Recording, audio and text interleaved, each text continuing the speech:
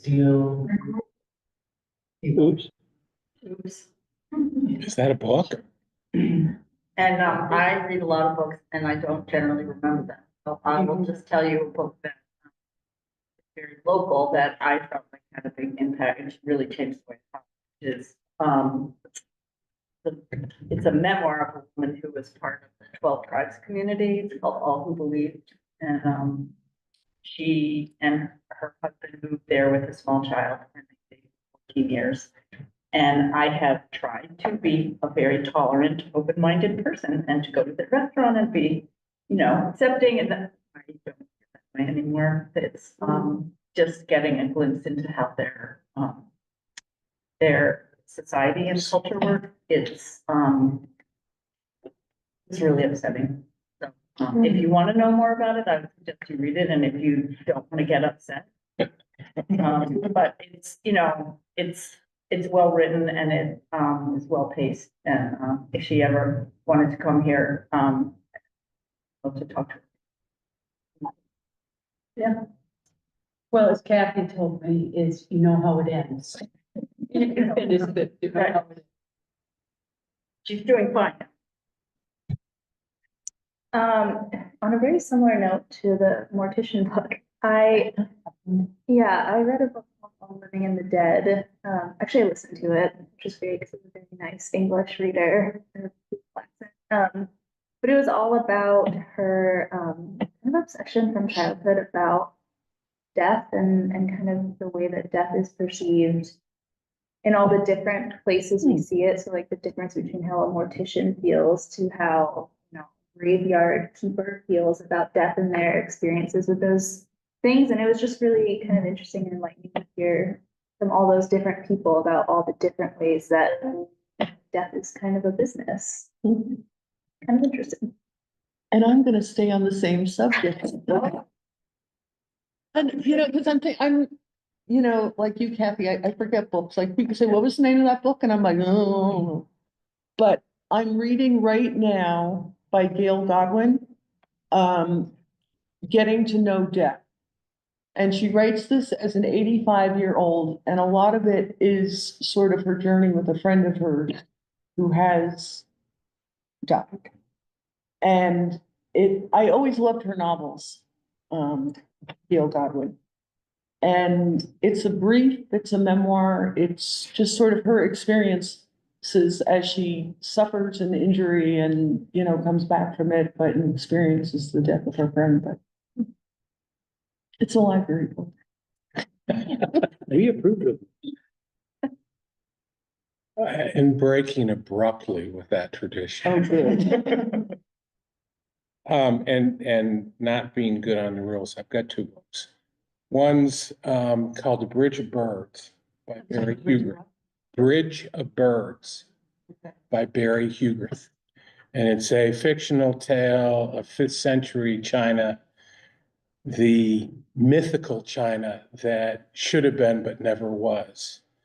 And the protagonist is a Master Li, who's a 90-year-old genius drunkard. And his companion, number 10 Ox. And together they save the children of their village, and it has the most beautiful ending of any book that I've ever read in my life. And the second book is A Gentleman from Moscow, who you probably all heard of, and I had never heard of. And it shows you, in my mind, it showed me, let me put it that way, showed me what a long distance I have to travel before I get to being a gentleman, and what a human can actually accomplish in his relations or her relations with the world and with children. Amy, are you getting all these titles? Pretty, I'm taking some pretty good notes, a little spotty. Can you share that? Sure. They'll be in the minutes. Yeah. Oh, good. Oh, no, I don't see it in the minutes. We can send an email around and everybody can put their link in. That would be a good idea. I actually want to go with an essay, not a book. Death of an Author by Rutland, which I did not read in the original French. It's hard enough in English translation. His proposition is that writing is only the first part of transactional process that happens between the author and the reader, and that the book is finished by the reader. And so he's challenging the concept of author / authority. And it changed. When I read it, I was writing for the university paper, and it completely changed how I was writing, because before I read it, I would have said, that's what I wrote, and if you didn't understand it, that's on you. And after I read it, I went, if you didn't understand it, that's on me. And I love it. It's a fabulous little essay. It's only about 15 pages, and it's really great. Have you shared it with other writers? I have tried. It bounces off a lot of them. I think writers do like to be in control. So when you share it and they don't understand that, is that your fault? That's a fourth level. Mine is from college. It was just one of the most mind-blowing books I read. It probably changed a lot of what I thought and how I approach things. It's the Vagina Monologues by Eve Ensler. And then the fact that they performed it, and I took my mother, which I think was way more important to me than to her, but that's fine. Really, that books can, the unspeakable doesn't have to be unspeakable. It can actually just put it out there. Thank you, Claire. That was a good question. Thank you, everyone, for sharing. So I think the next thing is we need to accept the minutes from last meeting, and there were 3 things on the minutes that we need to update. One is Gabby's name was spelled incorrectly. Gabi, not Gaby. And on the personnel report, it was said Lenny moved and then he seconded it. So I don't know if it's changed in the. And then Catherine Del Neo's name was misspelled. You're not editing? Not on the fly. I will go back into No, the. I remember saying, like, I don't know how to spell his name, so I apologize, and. Wherever you are. Anyway, other than that, does anyone else have any corrections or things to say about the minute? Moved, given the misspellings.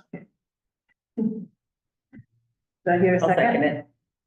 All in favor? Aye. Okay. Committee report, we just found out just shortly before this meeting that Joanne is not gonna make it. So finance report.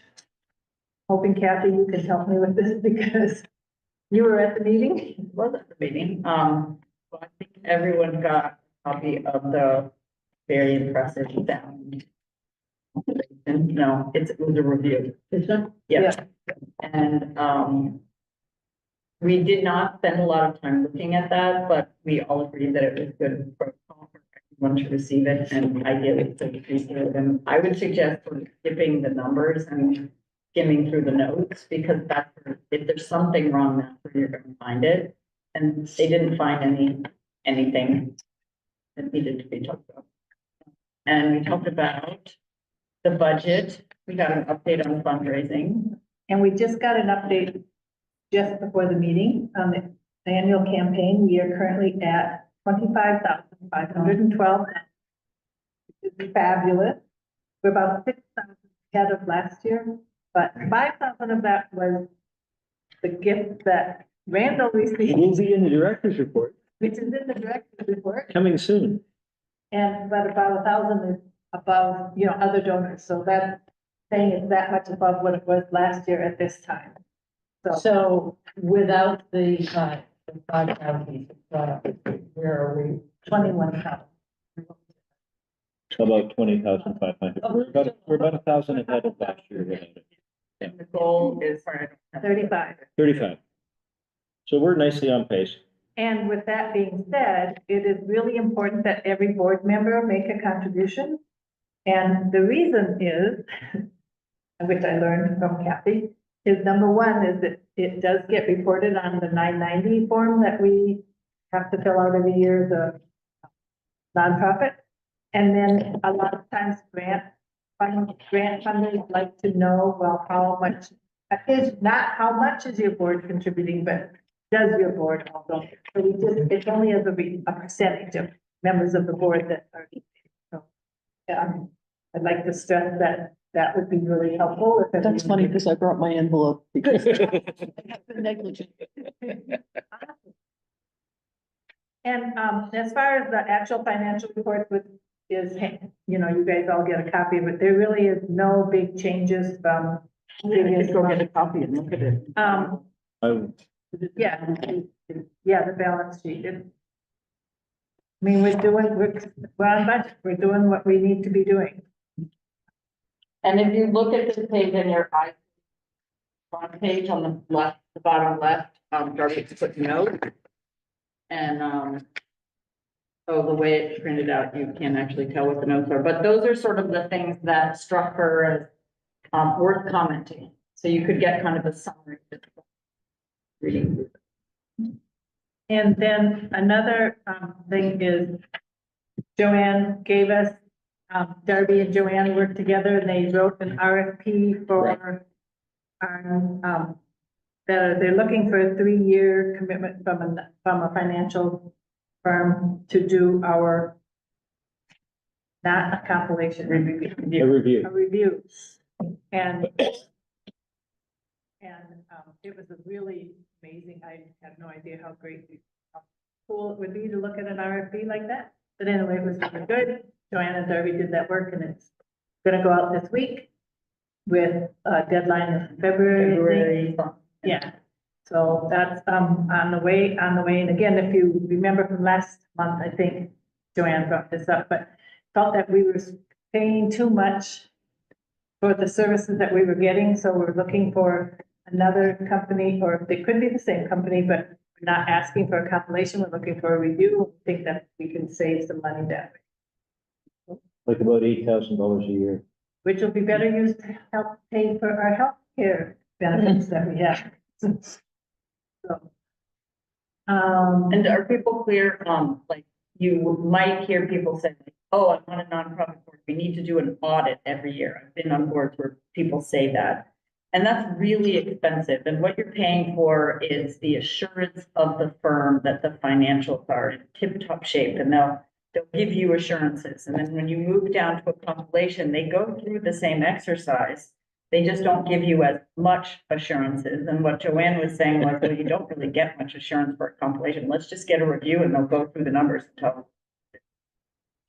And in the bylaws, it states that we will do a review every year and that any member of the board and or the finance committee can request a full audit. So if at any point anyone is uncomfortable with the finances, any member of this board can request an audit, and this board would have to approve that request So Or just- one board member to initiate the conversation. Okay. The board would have to vote for a full audit, but you don't have to wait. If you don't like the numbers for whatever reason, you don't have to wait for the finance committee to decide. Any member of this board by our bylaws is able to request an audit, and then this board would decide if an audit is in fact appropriate. So we don't have one like every 5 or 8 years. It's not regularly scheduled. And this was set up by Ed Gorzalek when he was on the finance committee. I think it was maybe before that, because I remember who said, like, we need an audit every year, and the conversation and that change, I think, came out of that conversation. Okay. and I think that if I'm correct, that sometimes a grant, if we get. a Federal grant, grants they may often require an audit. Yeah. or if we borrow money. So that is we guys have to be aware of that.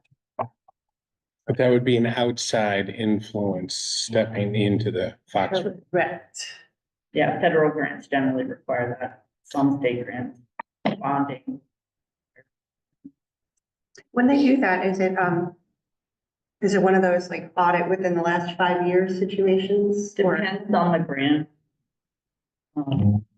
Yeah, everyone has their own rules, and, the town of Tinmouth had never bonded before, we hadn't had a national audit for I don't think.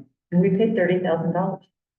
Our budget is less than $1 million, but it had never been done and no one wanted to do it. And in order to bond, we had to get. Gotcha. For spread over 100 years is pretty cheap. Once again, it was painful. Borrowing money? A good way not to borrow money. So do I have a motion to approve the finance? report? Do I have to do that? Yeah. Okay. Do I have a motion? Okay.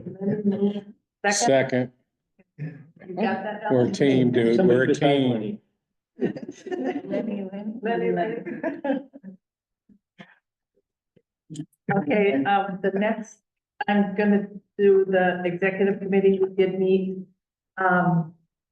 We talked about, Carolyn Marati, who was an employee here for 48 years and who passed away. And Randall, do you want to talk about that now or? I mean, it is in the director's report. And Amy knows more about the details of how the, remembrance is progressing, because she has taken that over. Go ahead. The details are, there's a lot more details to decide. The real thing at the bottom is Carolyn is so private and so private with many different people. She preferred no service. She has preferred nothing in the newspaper. Her half-sister, who is her, we believe probably sole remaining family member, feels just as strongly as Caroline did about that. So we still need a remembrance and a memorial. And kind of how do we do that in a way that, you know, today I'm thinking maybe invitation only. How do we do it in a sensitive way where it's not a library spectacle or confused with a funeral service? I'm working with under Barry Hill, who worked with Carolyn for a long time. And we'll include Mary, the half sister. And right now we're thinking just simple, not a meal. Here in the box room, looking at a couple different dates, and people can just bring and share their memories of Carolyn. When I have more information. Could it just be staff? That's where there were a couple. She was so close to you. Yeah. Yeah, I'm afraid to limit it and rob someone of the chance without having a certain. But looking at late January, so fortunately, this doesn't have to be decided by Christmas Eve. If you have any questions or opinions, go ahead and email me. I'm always open with you. Thank you. We will learn about whatever could happen. Union contract negotiations are coming up. The union had asked for a date in December. Matt was going to send them a note to say, no, not in December. So we're getting ready and lining up to start something in January. And I think Matt has a meeting with the personnel committee. That you said Thursday night. The union has a meeting Oh, on the Thursday union night. is- Okay. So anyway, Matt is in charge and we talked about getting whether we needed a negotiator or not, and that's still up in the air. Personnel committee will be, meeting to discuss our negotiation. Wasn't there someone who had helped before who said she would? help again? Yes, Sarah is coming on. Yeah, that's great. Yeah. Sarah and Matt both were very, good last time.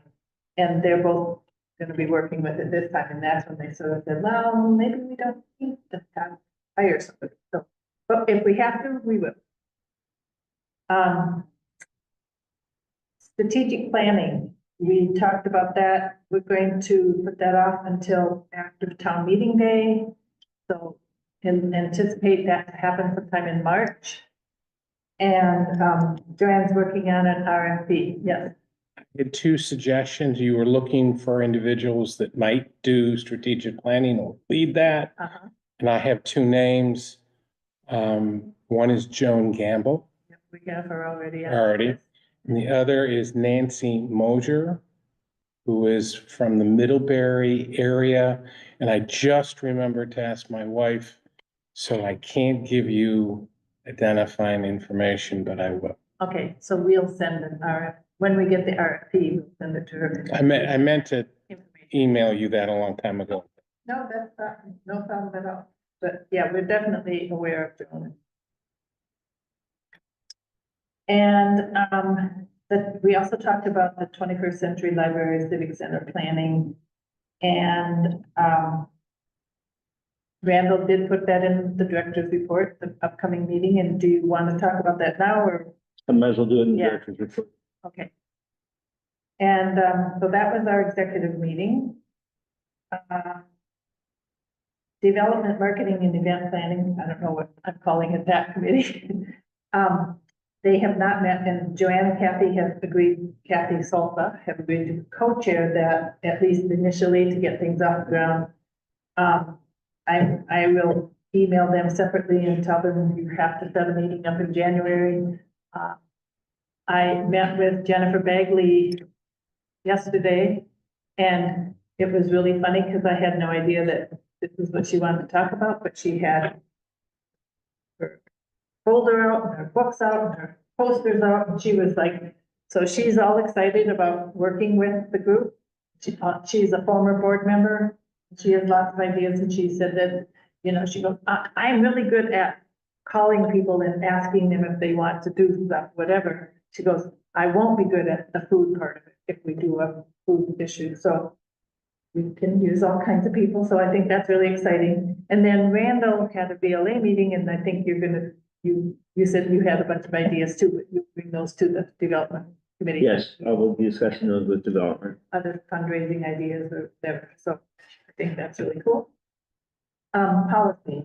Al, I think you have a policy that you want to talk about tonight.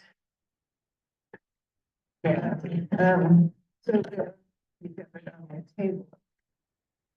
The electronic resources policy, and we felt pretty good about the whole policy, except for, I think it's the.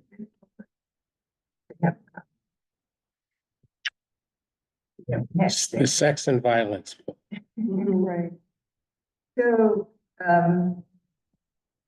yeah, the display of explicitly sexual, violent, or offensive intent is inappropriate for open public environment and is prohibited. And then we were talking about, you know, who is gonna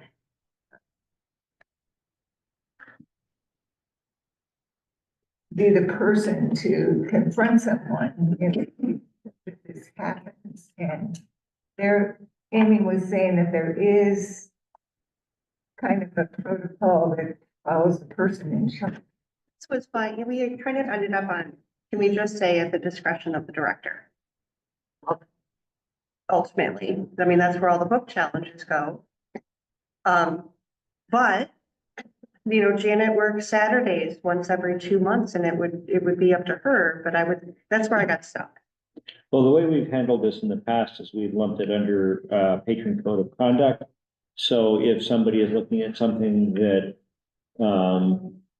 you know, a mom with a little small child walked past the computer station and goes, that's really offensive, then that kind of gives us grounds to approach the individual. Vermont Department of Libraries has reminded me that in fact, the First Amendment guarantees the right to look at pornography in libraries. And we would open ourselves up to a First Amendment challenge if we tried to ban anything like that. So rather than put a ban in saying thou shalt not, the way we had it set up previously on their advice was, if what you're looking at is disturbing to another individual, you need to either not look at it or look at it in a way that other individuals can't see it. So a patron looking at pornography on their cell phone would be completely okay but a person doing it on a public computer where anybody walking past can see it would not. Do you feel though that, I mean, I feel like we had tried in committee to hit the public computer point of it Right. with display and open public environment. Like, that's why we're not even judging for it. We're saying, don't, put it out there for other people to be seeing on our. So it's the public aspect of the viewing that triggered in our thinking, that triggered the response by the library in a restrictive manner. Right. As opposed to the content in of itself, it's the content and then person Right. affected by it. So it's a two-stage analysis, if you will, Right. or involvement. And I was not asked my opinion on this until now. I will say that prohibiting it, You were, I said no. is a.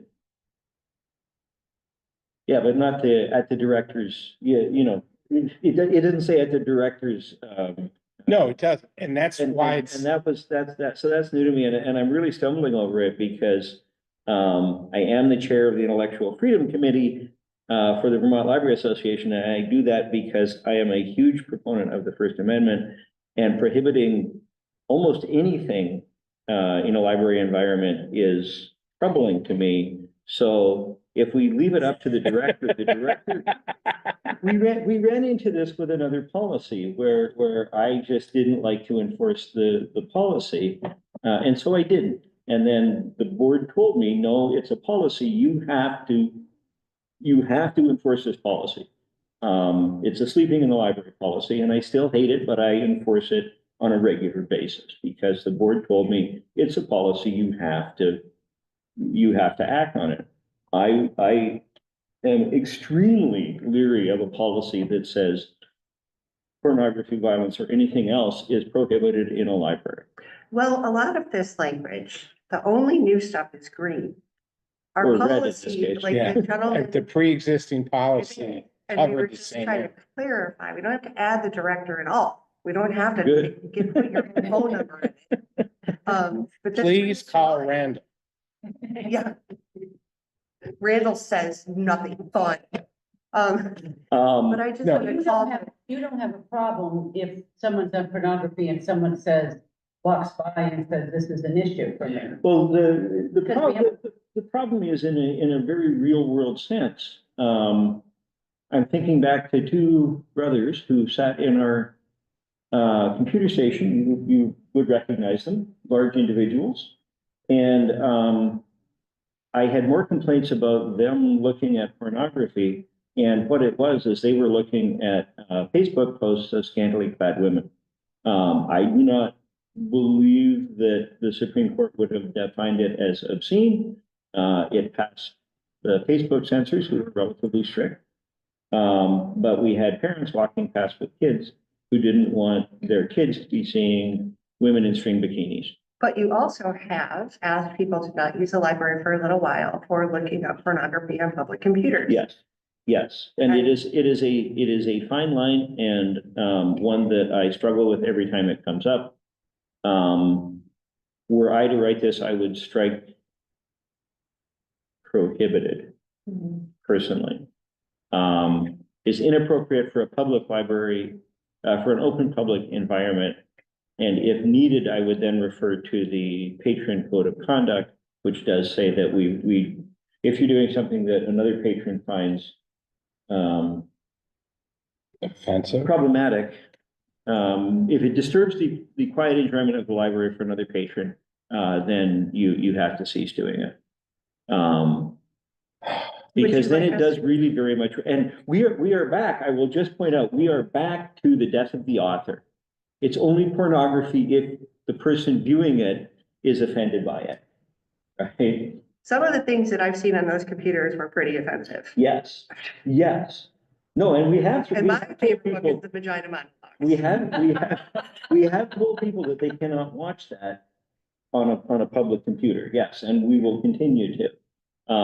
Who makes what we struggled with is how to define that which is so ugly it should it can reasonably cause another person to be disturbed. Right, And then there's two follow-up questions. The disturbance of another person may or may not be reasonable. right. And then the third one is who has to make that decision? Who has to pull the trigger and the string? And yeah, So that's why it's here, because we couldn't figure out the answers to those questions. Policy Yeah. expert, I have a follow-up question. Do we have any other policies that say who's in charge of enforcing the policy? yes, we do, Okay. which is the one that's most similar to this. Although it's the item challenge policy, which says Yeah. it's the initial discretion of the director, and then as recourse, he would take it to the board. I'd like to just point out also that one of the questions on the item challenge form is, did you watch the entire duration of the work? And I'd like to leave that out of this one if possible.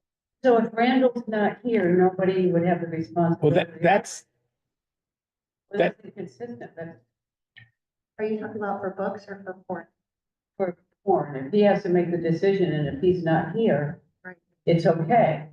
I would think Okay.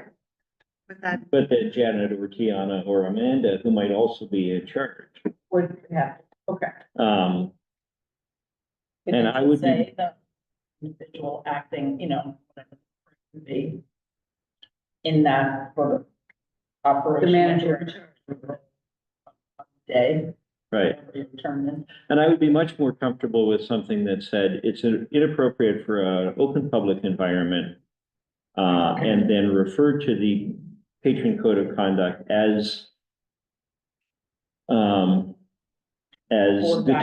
determined by the, but it doesn't. person in charge. I mean, the explanation that we got of the patron conduct code is that it has nothing to do with this issue of what is offensive to the degree that it's really offensive and needs to be responded to. and I feel like too. the I mean, that's reason what this is here Is because it is okay if they're on their cell phone. As long as they Quietly in turn the the volume corner. down. Yeah. And it's just not okay on our computers. And that's why this is here and not in the, In the it's patron like, code don't of use the conduct. computers this way. Right. Opposed to. Is this an issue the two of you could like spend 5 minutes on together? And just bring it back, because I don't think we know the answer. I would be happy to work with you on it, yes. All right, and then I'll bring it back to committee, we'll bring it back in. And then the other piece I think that needs to be part of the conversation is, Leonard had, sent me an email, wondering about, a privacy statement for the website. We do not have any kind of a privacy statement. Is there one that you are looking at or that we could use as a starting point or? I mean, I just typed in like a Fletcher Free Library in Burlington, like, and I said, what was their privacy statement? And you could easily pull it up on their webpage, Okay, so that might serve as a template. I'm a great, thank you for bringing that up. Sure. I'm a great believer in not reinventing the wheels, and we're not the only free library in Vermont or in the country. Are there templates that we could look at and see what other libraries are doing? So we're not For the electronic resource. almost anything. We Yeah. usually, start there. Okay. You're right.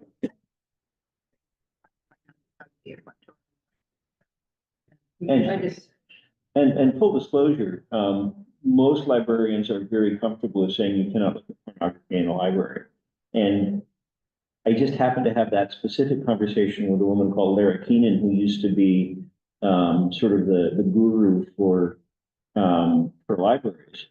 And she was like, oh, and then she gave me like chapter and verse on how it's a violation of the First Amendment. But to this day, most libraries will ban any form of pornography. I'm just super uncomfortable being the arbiter of what is and is not pornography. Did you want them to allow pornography? I mean, maybe this would be our I conversation. think that's our conversation.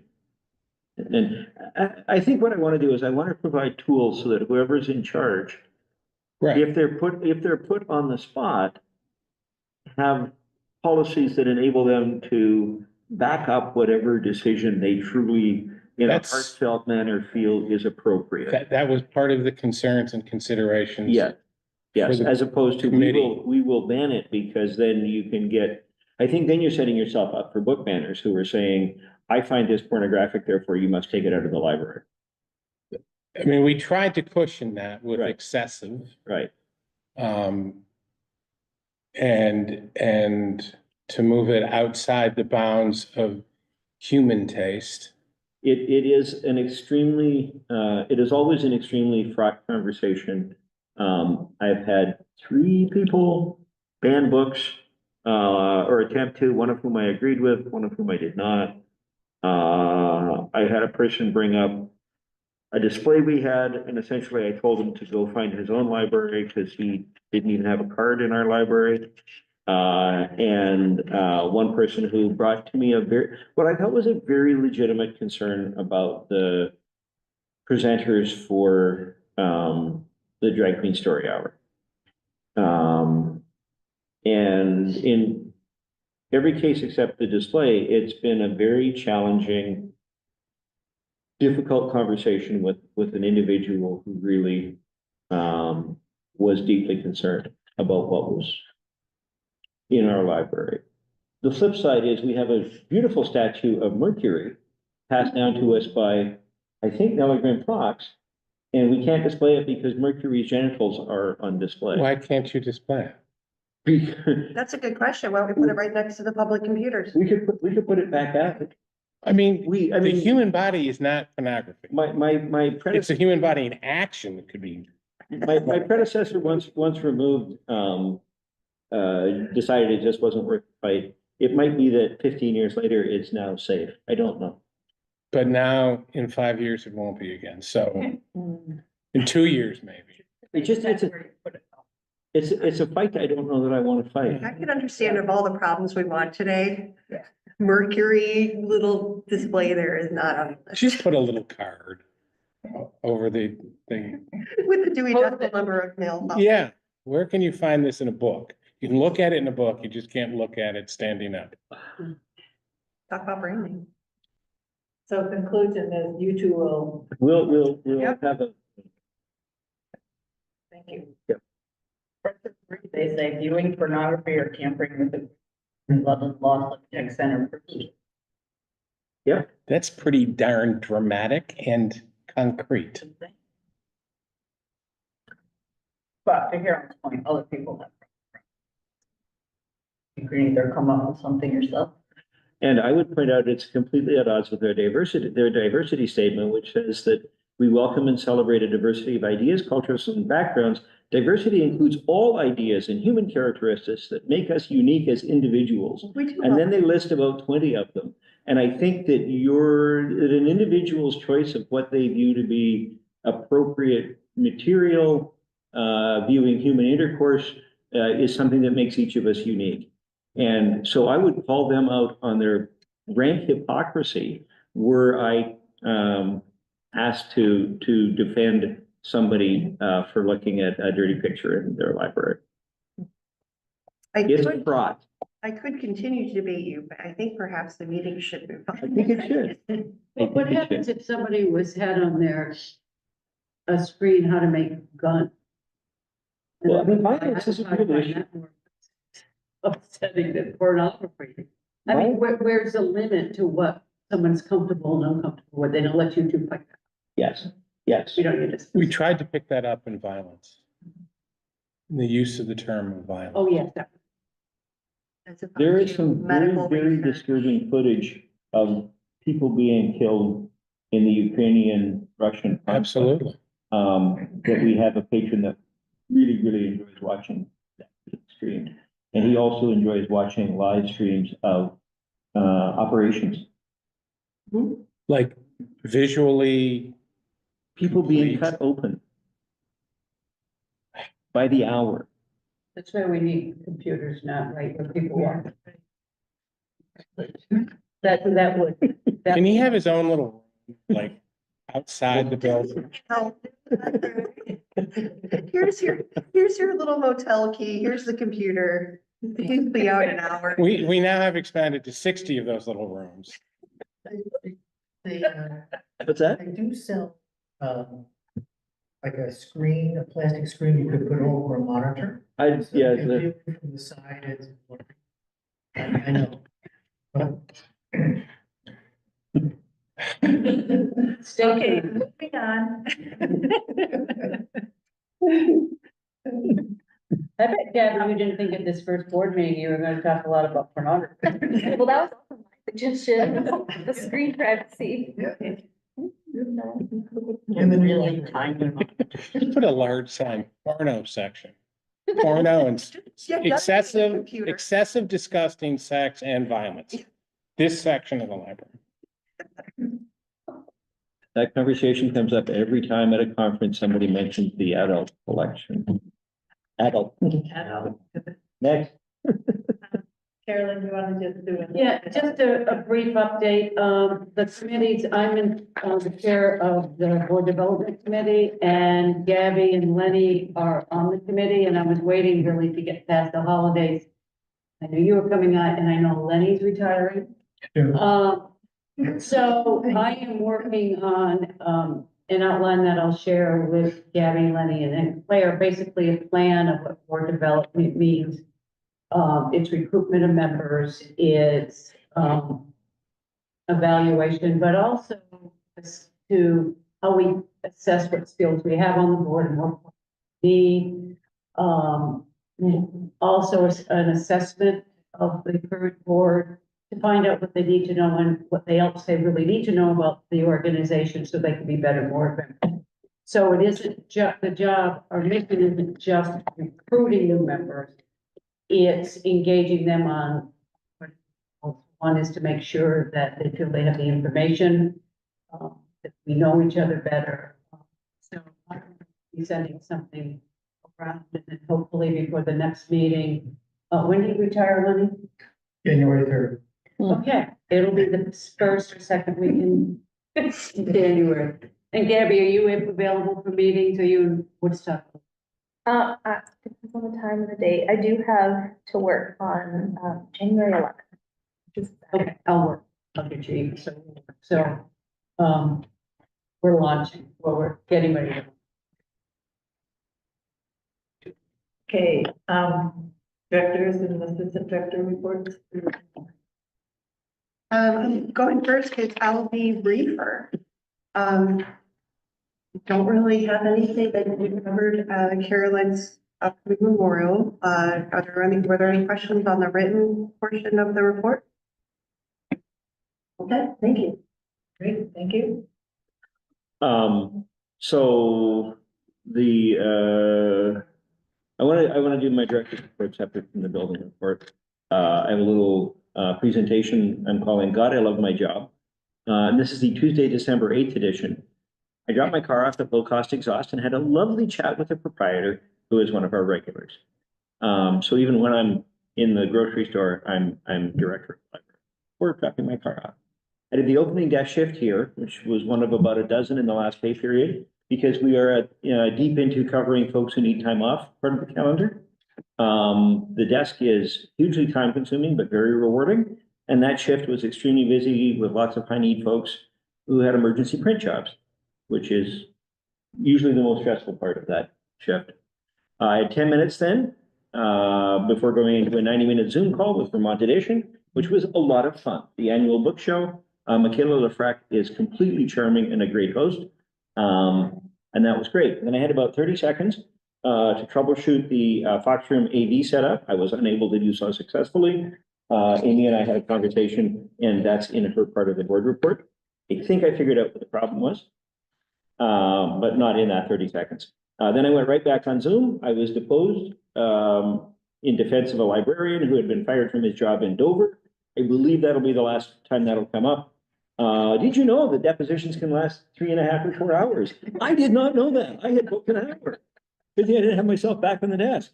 I was able to get to Low Cost Exhaust just before they closed, so I got my car back, which was great because then I was able to get to Heritage Family Credit Union over on Allen Street without having to run or beg a ride. And I was at the Chamber Mixer I was told that I would be giving a 2-minute talk because normally the person holding the chamber mixer gets 10 minutes to talk about their organization. And would I talk for 2 minutes about Rutland Free Library? Yes, absolutely, I would. John Skinner, who's not here tonight, set me up because everybody else who was in attendance was told that they would be getting a $5,000 check. So they all showed up with pages and pages of notes. And they all went over 2 minutes, I have to say.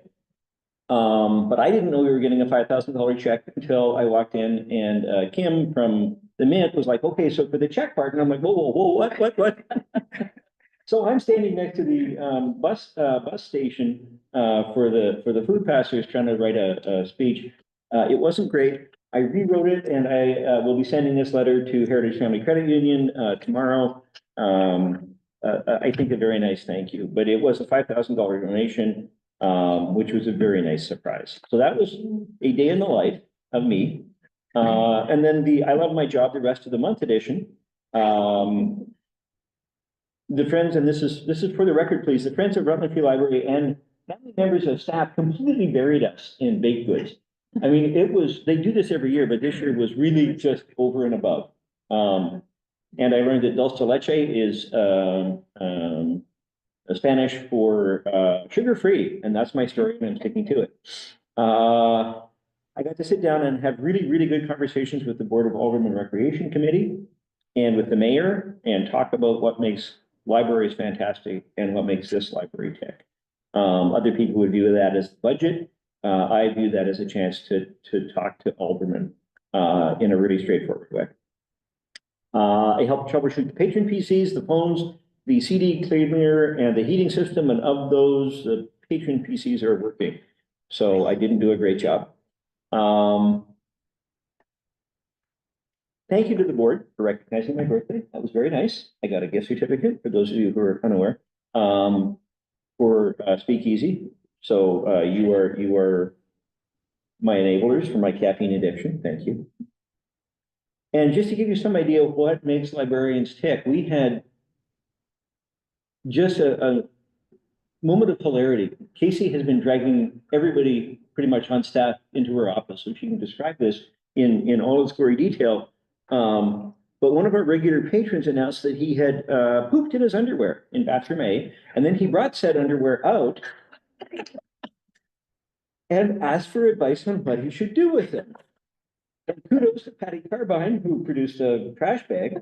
And then he proceeded to explain to everyone who would listen and several who would not, that that's what you did with dog feces, so it made sense to do it with human feces as well. There's I'll spare you the details, but then, you know, he was essentially a walking hazmat zone. So we had to clean up every place he had been. Fortunately, it was right at closing, so we didn't have to, you know, we could just say, Pat, you need to clean bathroom A and you need to clean workstation 2 and you know, and all this kind of stuff. But yes, the staff thought that was the funniest dang way to spend an evening or an afternoon you could possibly imagine. So is that the Stockholm syndrome? I don't know. But it was really, it was the treats. okay. It's all the chocolate we have in the building right now. Yeah, so that was kind of a highlight of the month was Getting the check. and getting to share it with you. And if you really want the gory details, Casey is absolutely the person. She has told that story so many times now. She has it down to a fine art. And I'm not doing it justice. And today is it Casey's? Her 1 year anniversary, yes. It's been here for a whole year. So I'm not gonna call her rookie anymore. Did you want me to go through the Yes. PowerPoint? Yes. Okay. So that's the non-building part of the conversation. The building part of the conversation, you have seen a draft of of what we're going to talk about in our meetings. They will be coming up twice in January, once in February. The middle one is the one with Catherine Del Neo. And so look for more on that. Just as we started this meeting, I got a completely rewritten version of that document, which I did not love. Okay, up there, you are now going to see, to make this work, a slideshow. Does it say slideshow? Does it say slideshow? There we are. Slideshow. Ding. From beginning. All righty. So this is going to be part of our conversation at our meetings. The Rutland Civic Center, featuring Rutland Free Library and Rutland City Hall. So we'll spend a minute or so talking with folks just about the concept that we really do need to share the space. It is a civic center, not a library. How did we get here? The library building has not been a priority for the city since 1988, when it was last renovated. And to put that into some context, this slide shows every Vermont library that serves at least 5,000 users and the date of their last building refresh, which is a term that the Department of Libraries has defined. So you can see Heinsberg was renovated in 2000. Everybody else since 2009 or more recently, and us down the bottom. And in full disclosure, the top right-hand three are ones that are in the same approximate time frame as us, except they're much farther along in their renovation plans. And that would be Middlebury, Winooski, and Boykin. So, 1988, how long ago was 1988? It was the first night game at Wrigley Field. Who Framed Roger Rabbit topped the US box office, and Rick Astley's Never Gonna Give You Up reached #1 on the charts.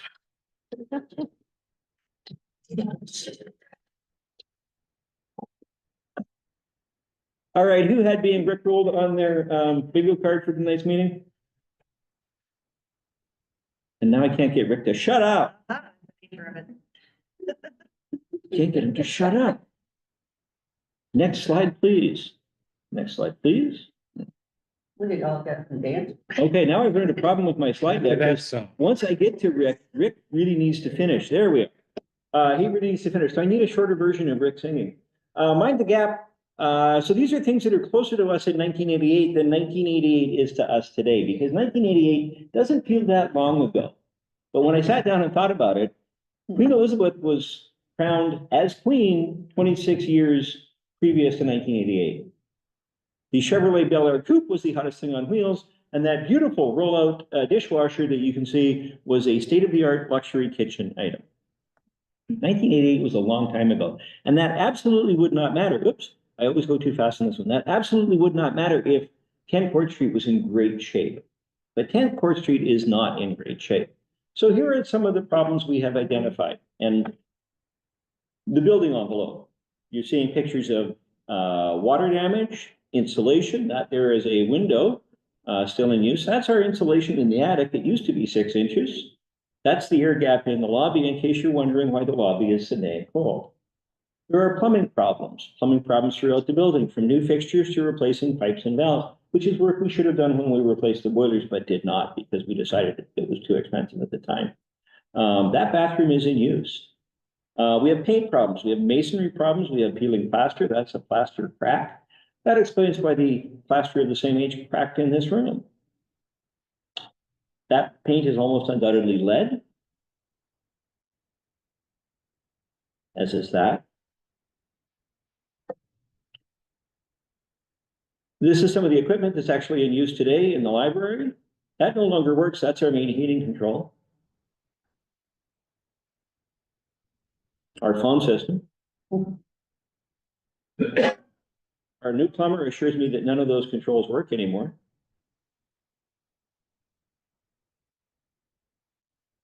Staff work areas that are unsuitable, crowded, because we don't have anywhere else to move stuff to. Critically, the foundation of the 1858 box, the original box, is starting to fail. The mortar is failing after 165 years? And on the exterior of the building, cracks, rust, leaks, soffits falling off, water infiltration.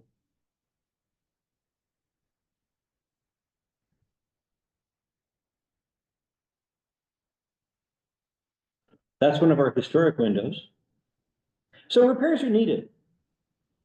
And at this point, there will also be a slide from City Hall showing that repairs are also needed at City Hall to help center the idea of it being a civic center.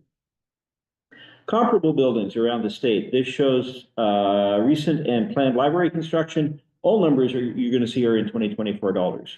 Manchester was built 10 years ago. It's a beautiful building, but they asked for another 1.2 million because they are still having HVAC issues. Brandon just finished, gorgeous building, beautiful. It started as a $2 million project. It was finished as a $4 million project. Hardwick started as a $1.5 million project, and 3 years later was finished as a $3.5 million project. Hardwick is 3,000 people. It's a small town, $3.5 million. Middlebury is a good comparable for us. It's a similar size building. It's a similar size project. And it's also being built in conjunction with their city hall. They expect to spend $19 million. They bonded for 16.8 last year, and they announced to library directors that they're planning on bonding for another 2 million this year because they didn't bond enough. Fletcher Free in Burlington is going to be the biggie, 19.8 million and counting, with an expectation it'll be done in 2027. And our best comparable is South Burlington, who did a new library and civic center in 2021. The reason it's important is because they built both a library and a city hall. The 16 million is what it costs for the library. The 20.4 million is with the city hall included. So there's real savings to be had doing one building instead of two. And this map shows all the library renovations and new construction since 1998, not 88, 98. It is a state document, so the dates don't quite match up. But that is a Department of Libraries document, not ours. This chart shows the rising cost of library renovations. In 1988, the dark blue was the last time the library was fully renovated. $2.2 million, 2.4 million, sorry, in today's dollars. In 2009, which is when the library was talking about moving to the pit, they identified another 2.2 million in emergency repairs, of which they did 1.1 million. That was a city bond that has been repaid for several years. In 2014, we did a full study with an architect, and they recommended $8.4 million in today's dollars to renovate the entire building. And that was their lowest end. Their highest end was something like 16 million. In 2024, we have just got another estimate. It suggests something in the neighborhood of $10 million. And if we put it off, your guess is as good as mine, but seeing how many of the other libraries have been unable to come in at their budgeted amount, I'm going to say let's start the conversation at 12 million or 14 million to do a full renovation on 10 Court Street, which is where the opportunity comes in. When we went to the mayor and told him that we were looking at, $8 to $10 million in city bonding, he suggested that we look at 88 Merchants Row. And that's the green column over there, where we can save roughly half the cost of renovating this space by moving. So cost savings at 88 Merchants Row, immediate renovation cost, efficiency savings, because right now we are trying to maintain 5 floors, and that would be 1 floor. And we can build a 21st century library, open, attractive, secure, with good sightlines, multiple use spaces, integrated technology, and spaces that are adaptable for single person or group work. Those are all basic hallmarks of what people are building today. This is what people are building today. That is Burlington, South Burlington rather. Those are images from their new library. And these are some images of other libraries. Randall. Yes, sir. 2 steps back.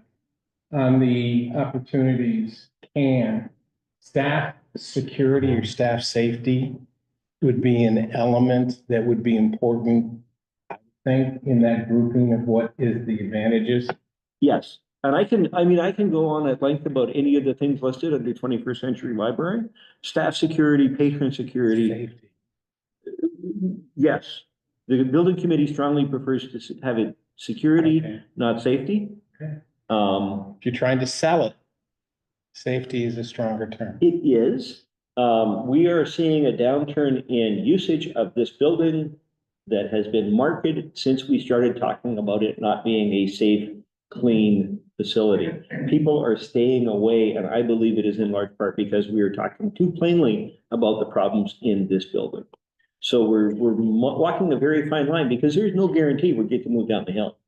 There's no guarantee we get to renovate this space. Okay. So if we are too clear about the problems in this space, we might not have a whole lot of patrons in this building. So I absolutely agree with you. We're hesitant. Okay. Yeah, good point though. So these are some images of what modern other people are building. These are spread out a little farther. All but the bottom left-hand corner on this slide are actually ones that have been built, including Brandon, top center. You don't have to go to China, top right, that's Finland. China, bottom right. You don't have to go overseas to find beautiful renovation jobs. It can be done here. Rutland deserves a 21st century library, and then the final slide is going to say Rutland deserves a modern civic center. That's the core of what we want to present to the public at our meetings. Is that meeting number one, the one that you anticipate being the most fiery? Probably use slightly different versions of that at meetings number 1 and 2, and then a heavily edited version of it, meeting 3. Meeting 3, we very much want people to talk about what we might do. So there'll be a lot more emphasis on the good rather than the bad and the ugly. But I have gone around the building to get compare and contrast photos of, hey, there's the seating area in a modern library. Here's the seating area in our current space. So we'll be able to do real clear compare and contrast of what we have versus what we're looking at. I think that would be helpful. Because Yeah. just seeing snapshots of paint doesn't really, I mean, I think that's important, but seeing what it could be. Right.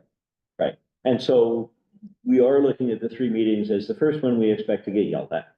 It's going to be people who are cranky. The second meeting, we're hoping it to be a much higher level conversation. Catherine Del Neo is a very persuasive speaker on this because her last gig before returning to Vermont, where she grew up, was doing a renovation of a similar building to this one, but in San Francisco, where it cost $24 million. That's the last major job she had before she moved back to Vermont. So she can absolutely talk about what she sees in this building from the standpoint of somebody who was asked to manage a library this size. And it's not me talking, it's somebody completely separated. So we're hoping that will be more persuasive to folks who are like, oh yeah, it just matters. Who have tuned me out. And would you want all of us to be at all 3 of these meetings? I'd like as many people to be at as many of them as you can make. I understand people have day jobs and it's going to be redundant. I think the first one is very clearly going to be the public telling us that we're out of our minds. We just expect that. There's going to be a few folks who are really supportive, but for the most part, it is going to draw out people who are hostile to the idea, who haven't heard any of this, who are like, well, why are you trying to move? And either that or why are you not maintaining the current building? So the angry folks off Facebook, that's who we're anticipating showing up in the first meeting. If you want to hear those folks, what's that? Make sure other people that, the other persuasion are there, so you have a balanced, more voice. I was gonna say, if you wanna hear that conversation and or be part of that conversation, by all means, feel free to do so. The second meeting is the one where we need to sell to a wider audience. We're hoping to get congressional delegation there. I don't think we'll get the state delegation. We will be going up to Montpelier to engage with them a week later. But I'm hoping that one is a more productive meeting. I don't want to denigrate the first meeting. It's important that people feel like they have been heard and that they have the right to voice their opinions. And so we're going to give them the opportunity to tell myself and the mayor that we're idiots over and over again. And that's completely fine. My day job. if we want to have people in the, if there are people in the audience who want to say, hey, this is good, or we should talk to the library, we should believe the experts who live with the building every day, that's also great. But I just think an open forum has a value. The second meeting, I'd really love to have some strong supportive voices there. And then the third meeting, I'm hoping will be a lot of fun. Hey, can you do this? Sure. Can you do that? Let's find a way. How's it gonna fit? All right, let's figure that out. For this, can I ask a question? For sure. the structure of the first meeting is kind of like a big family barbecue and it might get emotional and people are likely to be, emotional. When they stand up and they say their piece and they see the presentation and they still feel that way or they want to be more involved. Are they also invited to the second and third meeting? Yes, everybody's invited to all. But we are going to make it clear in both the second and third meetings that we do have other things on the agenda besides just hearing from the public. We want to hear from you, but we especially want to hear your ideas about this or about that, as opposed to just stand up. Then there will be folks that just stand up and bend. It's a public meeting. And you can have rules, I mean Kathy and Tim. But you have 2 minutes to speak and you have to be respectful And a lesson I learned many years ago is never let the person hold the microphone. Right. The first slide you showed. Yep. Said Civic Center featuring. Yes. Are there other inhabitants? I mean, to my mind, that says, here's the 2 stars. Leaving open the question, other participants. Well, certainly the whoever the state decides to leave there in terms of public services, because it is currently a state building and they will maintain a footprint there. And because the city is going to own it, whoever the city wants to move in. So if the city wants to bring in something besides City Hall, if they think it's the right place to have, I don't know, DPW or the police department, which the mayor has already talked about, they absolutely can do that. One organization that I have made a commitment that I will try to find some space for is Rutland Mental Health would very much like to have a counselor on site. And you've seen reports out of Burlington and Right. other places Have them there. where they have social workers Absolutely. in place. This is whether we do it here or whether we do it down the hill, this is an opportunity for us to make that happen. That's a superb idea. Thank you.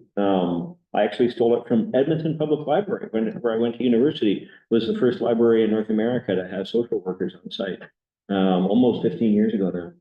And it was a huge success. They were Library Journal Library of the Year as a result.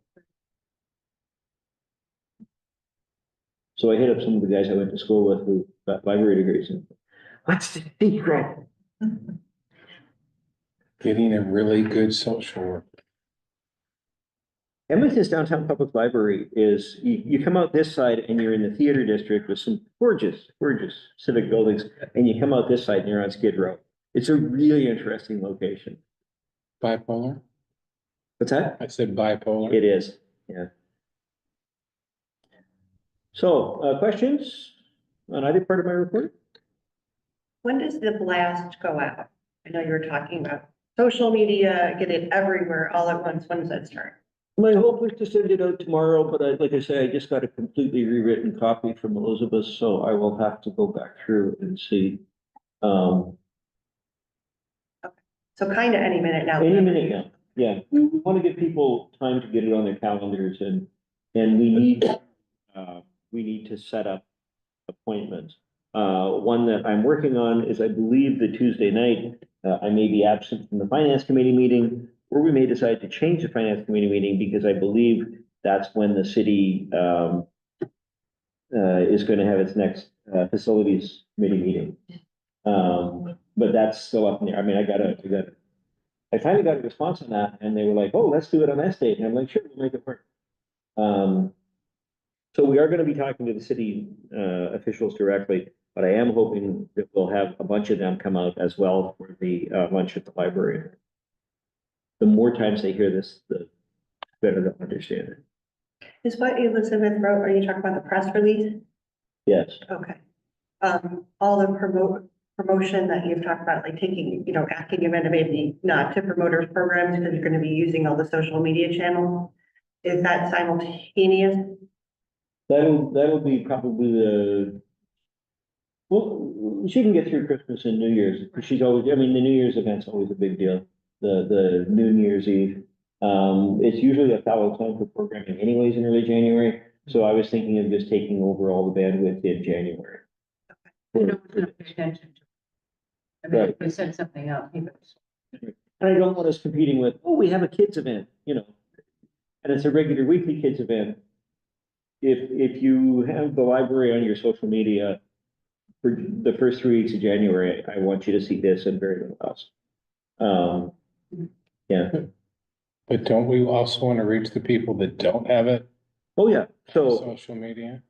the Herald and the Mountain Times and Lakes Region Free Press and CAX and PTZ and PEG and Okay, Digger. maybe Vermont Public, Digger, Front Porch Tales Forum. of Tinmouth. What's that? Tales of Tinmouth. Tales of Tinmouth, Front Porch Monthly. Forum, The Circle in Rutland Town, we've got about 15 places that we do send stuff to. okay.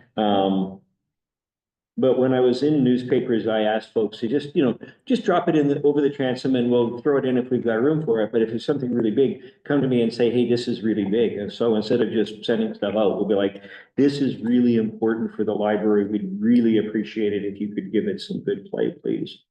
And I think we'll get pretty good response on that. I think we'll probably have a dozen different media outlets previewing it and then 2 or 3 show up for the day of. Okay. Um, Because that might be the build for the second meeting. If you Well, got, it will be for the second meeting. That's the one we're gonna do the big, but what I'm saying is the first one can generate that first meeting, especially if there's coverage of it, would generate a much more aware community for the second one. yes, absolutely. And that's, Would it be worth the effort to just put some, like flyers up in some of the places in town for like a younger generation? I'm just thinking, like, I don't read those newspapers. I Right. get it from social media because I follow it, but I do go to like Speakeasy and Last Cup and all those places. They all have boards that would probably have, a lot of people seeing it who are not following us. right, and one of the requests I got from the committee when I first broached it was if I could turn that last slide of some of the really pretty possibilities into a poster. So I'm actually working on that right now with awesome graphics to make sure that I've got images good enough that we can blow them up big and put them in the windows downtown and, places like that. Yes, absolutely. You talked about doing tours too. Yes. When? Tentatively the day before and the morning of the second meeting. So that What are would, the but, times of meetings? Is it all 5:30? no, the second one is lunch at the library. It's at noon. The first and third are 5:30. But now I'm gonna have to work the tours around the city facilities committee meeting. So it's a good thing I haven't gone public yet. Like, I'm so close to being able to send out the press release. But there's 2 or 3 things that I need to nail down. The tour is just the easiest one because I will do those. And, I've done 100 of those. So I don't need any special prep or anything. I can just say, okay, we're gonna meet here and it'll last this long and come on and join us. So I'll put those in place last. Are you gonna need help, if we do gavins and your posters, I know you're gonna need, poster hangers. Yep. Community engagement committee will probably do help with that. The 3rd of January. And I can ask the Friends, I'll do an 8.5 by 11 and I'll ask them if they can recreate, because they've got a little map of downtown with places that have agreed to hang library stuff, that they have done for book sales for many years. And so I can ask them to also contribute by hanging some 8.5 by 11s. I think they've got 7 or 8 locations downtown. City Hall and both bookstores and Hop and Moose and CCD and Co-op. Walmart I don't know if they have a spot at Walmart that they use or would not. be a good place to catch a lot of eyes. It would. It would. And the grocery stores. Grocery stores might even be better than, but Yeah, most of those places don't have bulletin boards. Right. that's why we need to ask them. What about staff rooms? Have you to get Heritage Family Credit Union at the hospital? I mean, you know, We can certainly, I mean, I'm happy to provide the location, the materials. Any place anybody can hang something, I'm delighted to provide it. The big picture plan is to make sure there's 2 or 3 very visible posters in downtown. I feel like we'll need to make sure that we hang a physical poster in our supporting towns. Yes, and if you could also be able to, the board could email it or send it out through email, text. To say, We could send it to other people we know. right, yes. That's good too. And I have started on a newsletter. It's kind of fallen into the last spot with all the other projects, but I will have a newsletter in December and another one in January. And the January one is going to be essentially just this, very little else. And that reaches about 800 people every time I send it. This is awesome. thank you, Randall. A lot of momentum happening. That's putting it mildly. It's really awesome. Well, Third tier.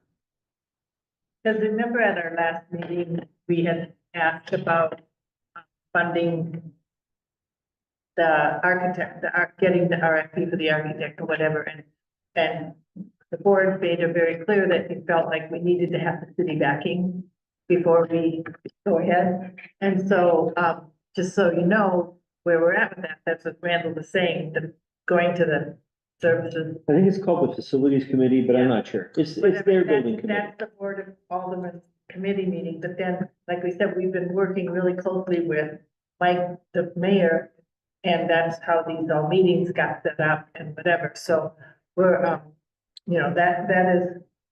that approach is being made so that we can get that RFP up to get the architect too, so. Yes, we are making the request of the city that they give us $25,000 in formal support for the project as requested.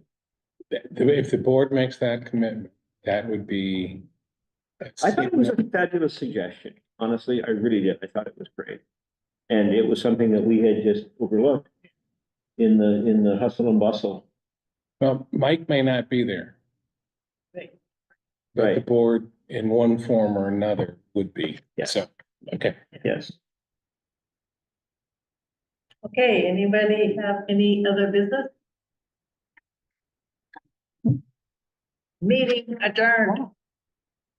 Merry Christmas. Thank you. Oh.